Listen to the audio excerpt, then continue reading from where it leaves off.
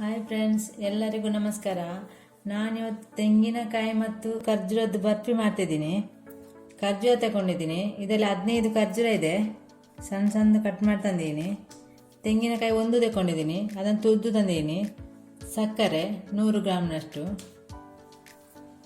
ಏಲಕ್ಕಿ ಪುಡಿ ಅರ್ಧ ಟೀ ಸ್ಪೂನು, ತುಪ್ಪ 1 ಟೇಬಲ್ ಸ್ಪೂನು. ಒಂದು ಗ್ಯಾಸ್ ಮೇಲೆ ಕಡಾಯಿ ಇಟ್ಟಿದ್ದೀನಿ. 1 ಟೇಬಲ್ ಸ್ಪೂನ್ ತುಪ್ಪ ಹಾಕ್ತಿದ್ದೀನಿ.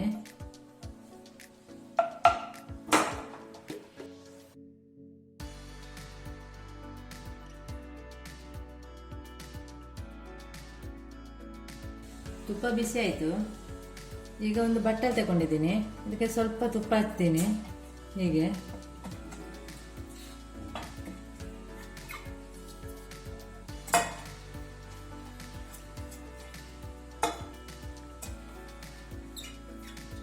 ತುಪ್ಪ ಹಚ್ಚಿದ್ದೀನಿ ಫುಲ್ಲಿಗೆ.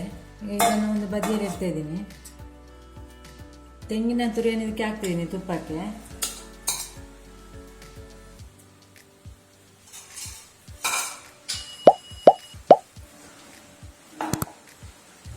ಇದೀಗ ಸ್ವಲ್ಪ ಫ್ರೈ ಮಾಡಬೇಕು.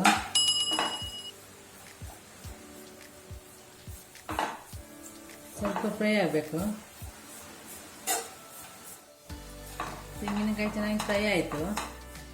ಇದು ಹಸಿ ವಾಸನೆ ಹೋಗೋ ತನಕ ಫ್ರೈ ಮಾಡಬೇಕು.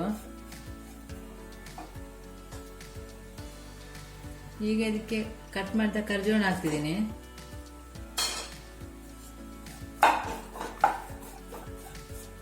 ಇದು ಸ್ವಲ್ಪ ಫ್ರೈ ಆಗಬೇಕಿನ್ನು.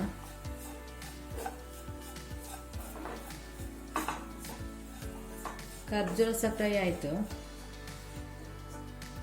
ಇದಕ್ಕೆ ಉಪ್ಪು ಹಾಕ್ತಿದ್ದೀನಿ, ಸ್ವಲ್ಪ ಇಷ್ಟು ಉಪ್ಪು. ತುಂಬ ಟೇಸ್ಟ್ ಚೆನ್ನಾಗಿರುತ್ತೆ.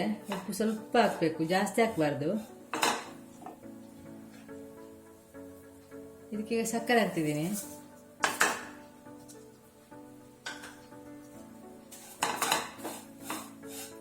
ಸಕ್ಕರೆ ಹಾಕಿ ಚೆನ್ನಾಗಿ ಮಿಕ್ಸ್ ಮಾಡಬೇಕು. ಈಗ ಸಕ್ಕರೆ ಎಲ್ಲ ಕರಗಿದೆ. ಏಲಕ್ಕಿ ಪೌಡರ್ ಹಾಕ್ತಿದ್ದೀನಿ.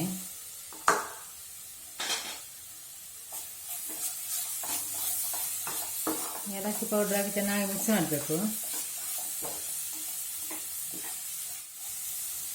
ಆಯ್ತಿದ್ದು ಸಾಕು. ಗ್ಯಾಸ್ ಆಫ್ ಮಾಡ್ತಾ ಇದ್ದೀನಿ. ಒಂದು ಬಟ್ಟಲಿಗೆ ತುಪ್ಪ ಹಚ್ಚಿಟ್ಟಿದ್ದೀನಿ, ಹಾಕ್ತಿದ್ದೀನಿ.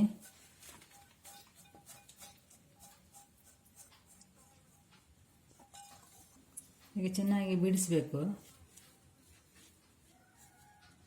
ಈಗ ಹೀಗೆ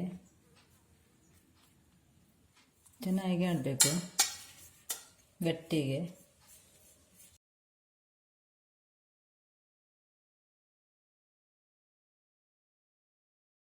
ಇದಾಯಿತು.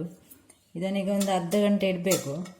ಮತ್ತೆ ಕಟ್ ಮಾಡ್ತಾ ಇದ್ದೀನಿ. ಇದು ತಣ್ಣಗೆ ಆಗಬೇಕು. ಇದು ಅರ್ಧ ಗಂಟೆ ಆಯಿತು, ತಂದಿದ್ದೀನಿ. ಈಗ ಚಾಕು ತಗೊಂಡಿದ್ದೀನಿ ಒಂದು. ಇದಕ್ಕೆ ಸ್ವಲ್ಪ ತುಪ್ಪ ಹಚ್ಚಿದ್ದೀನಿ. ಇದು ನೈಸ್ ಆಗಿರೋದಿಲ್ಲ, ಸ್ವಲ್ಪ ತರಿತರಿಯಾಗಿರುತ್ತೆ. ತೆಂಗಿನಕಾಯಿ ಹಾಕಿದಲ್ಲ ಹಾಗೆ.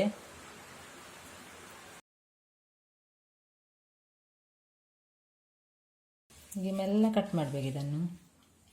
ಇದು ತರಿ ಇರುತ್ತೆ. ಬೇರೆ ಬರ್ಫಿ ಆದರೆ ಬೇಗ ಕಟ್ ಮಾಡಲಿಕ್ಕೆ ಆಗುತ್ತೆ. ಈಗ ಮೆಲ್ಲ ಮಾಡಬೇಕು. ಹೀಗೆ ಮಾಡಿ ಮೆಲ್ಲ ತೆಗಿಬೇಕು. ಹೀಗೆ ಇದು ತುಂಬ ಚೆನ್ನಾಗಿದೆ ತೆಂಗಿನಕಾಯಿ ಬರ್ಫಿ. ನೀವು ಸಹ ಟ್ರೈ ಮಾಡಿ.